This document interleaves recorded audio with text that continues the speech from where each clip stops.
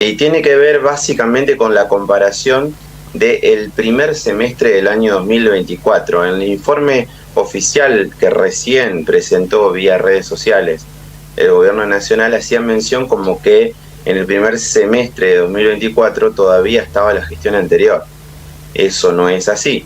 En el primer semestre de 2024, cuando la pobreza llegó a prácticamente el 53%, ese dato se debió a una brusca devaluación que se produjo en diciembre de 2023 de casi el 120%. Sí, hay que dejarlo en claro porque hay una manía permanente en tergiversar la información y eso obviamente termina confundiendo a la gente. Argentinos bajo el índice de la pobreza y también un porcentaje casi del 52% en la pobreza los menores de 14 años. Estamos en contacto con Juan Pablo Enríquez, que es docente universitario y también integra el CEPA, ¿no? Para hablar un poco de lo que significa esta situación, estos números que arroja el INDEC en la jornada de hoy. Contador, ¿cómo le va? Buenas noches, Maxi Busti lo saluda. Hola Maxi, ¿cómo estás? Un saludo para vos y para todos los televidentes de Canal 11. Un placer hablar con ustedes. Bien, siempre se dice que los números son fríos, pero en este caso estamos hablando de que son 18 millones de personas las que están con este reporte hecho por el INDEC por debajo del índice de la pobreza, hablando del último semestre del año pasado. Esto hay que aclararlo también. Sí, bien, por ahí esta noticia llega en un momento, en un contexto muy difícil para el gobierno nacional, donde hay corridas cambiarias permanentes, una escasez de divisas muy interesantes que pone en riesgo hacer frente al sostenimiento del tipo de cambio en alrededor de 1.200 pesos. Y tiene que ver básicamente con la comparación del primer semestre del año 2024. En el informe oficial que recién presentó vía redes sociales el gobierno nacional, hacía mención como que en el primer semestre de 2024 todavía estaba la gestión anterior. Eso no es así. En el primer semestre de 2024, cuando la pobreza llegó a prácticamente el 53%, ese dato se debió a una brusca devaluación que se produjo en diciembre de 2023 de casi el 120%. Sí, hay que dejarlo en claro porque hay una manía permanente en tergiversar la información y eso obviamente termina confundiendo a la gente. Si uno compara el segundo semestre de 2024 con el primero, obviamente fue mucho mejor en términos de análisis socioeconómico para el gobierno, sobre todo porque recibió un aire fresco proveniente del blanqueo de capitales de alrededor de 30.000 millones de dólares que fueron utilizados justamente para sostener el tipo de cambio y para sostener el funcionamiento de la bicicleta financiera. Este segundo semestre vigente ya en 2025 está marcando una disminución absoluta de las reservas, están por debajo de los 25.000 millones de dólares y eso marca un escenario de extrema debilidad que ha devenido en volver nuevamente a los brazos del Fondo Monetario Internacional. Enríquez, y a las puertas de un nuevo empréstito, ¿no?, por parte del Fondo Monetario Internacional de unos 20.000 millones de dólares que se hablaban, y para qué se utilizarán también, eso lo señalaba usted respecto de sostener por allí el tipo de cambio y no para cuestiones sociales que son las que están emergiendo en este plano de situación, ¿no? Cuando hablamos de sostener el tipo de cambio, es conveniente decir que el Fondo Monetario Internacional forma parte del poder económico internacional y que han venido a la Argentina desde diciembre 2023 a esta parte gran porcentaje de empresas transnacionales a llevar adelante lo que se llama el carry trade, bicicleta financiera, a generar la timba financiera. Eso, consecuentemente, como bien planteaba el economista Basualdo en el libro Endeudar y Fugar, lleva todo un proceso de endeudamiento y fuga, como pasó en el año 2018 con el mismo titular de Hacienda, Luis Caputo, el mismo que hoy está batiendo el récord Guinness de endeudamiento en el mundo.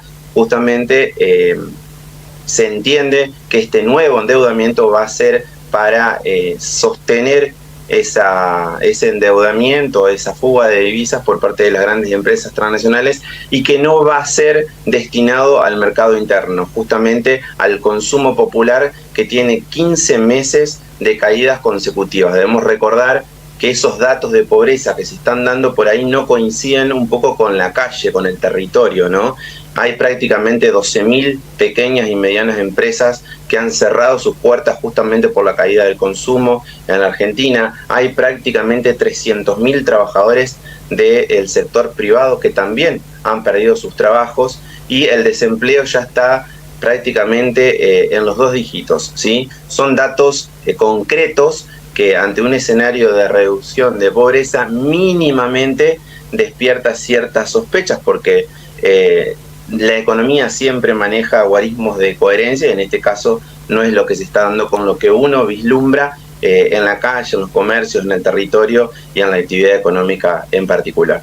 Claramente en el marco de estos ajustes, hablábamos hace un rato del cierre de uno de los depósitos de la Serenísima, por dar cuenta también, mañana va a aumentar nuevamente el combustible, como está sucediendo mes a mes el primer día, y también en lo que tiene que ver con la canasta básica, con el precio de la carne que se ha disparado, carne de vacuna, pero también de pollo y la porcina, lo cual apunta y flagela directamente a los márgenes más bajos del estrato social.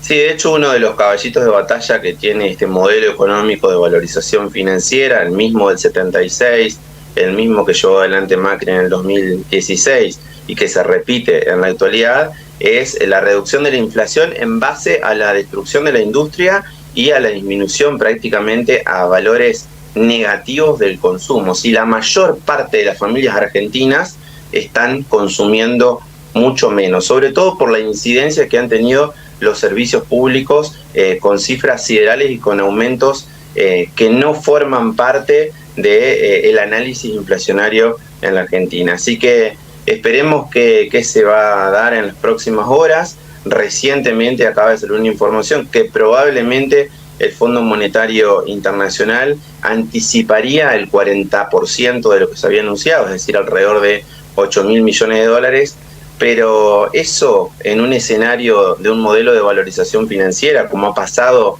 en los más de 20 acuerdos que ha hecho la Argentina con el Fondo Monetario Internacional y en todos los modelos que tienen este tipo de características, termina siendo parte de la fuga de divisas y no contempla ningún tipo de mejora en el desarrollo particular de la vida de nuestros habitantes, sino todo lo contrario, pues esto significa más ajuste y mayor restricción externa.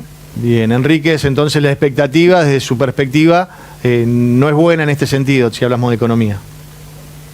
Si hablamos de economía no es buena, más allá de ese dato que es comparativo, reitero, con el inicio de la gestión Milei y no con el cierre de la gestión Fernández, hay que dejarlo en claro, que marca justamente la diferencia entre una época donde ya no tenía tanta incidencia la devaluación y el salto estrepitoso que dio la pobreza al 53%, luego de la devaluación efectuada en diciembre 23 de casi el 120%. Juan Pablo Enríquez, muchas gracias por su tiempo. Contador, queríamos conocer el análisis y la observación justamente en el marco de estos datos que reportaba el INDEC en la jornada de hoy. A ustedes, un fuerte abrazo y gracias como siempre.